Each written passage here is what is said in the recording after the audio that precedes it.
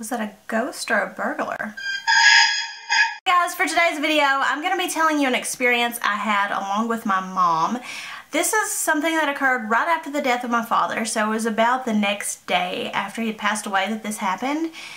So it was one of the first paranormal experiences that we really noticed after he had passed away, before all the big, huge stuff started happening with the negative entity and all of that, and with my son. This is one of the smaller experiences that happened, but it occurred 3 days in a row, so it's pretty significant, so I figured you guys might want to hear about it. So what had happened was my mom had been up getting ready, and she ran in there to wake me up because I had yet to get up. Me and my son had stayed up a little later, and she was going to wake me up because there was something outside. She kept hearing the doorknob rattle, so she said, Steph, get up. I think there's somebody trying to get in the house." So considering that it was just me, her, and my son there, the first thing I did is I got up, I went to the closet, I grabbed my gun, and I proceeded to the doorway, expecting to find someone trying to break in.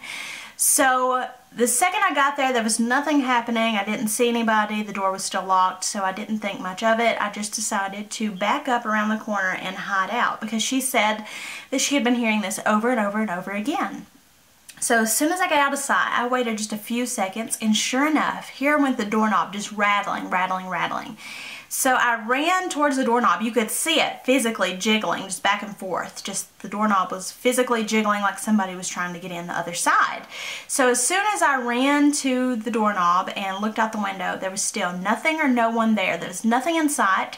So we just kind of looked confused and just kind of stopped for a minute and watched. Nothing happened. Again, you could go back and try to start your day and do something different, and here it would go jiggling again for a few minutes. This lasted from about 7 a.m. to 7:30 a.m. and it would do it randomly just back and forth during that time frame. And it did this every morning at the same time for the same time frame for exactly 3 days.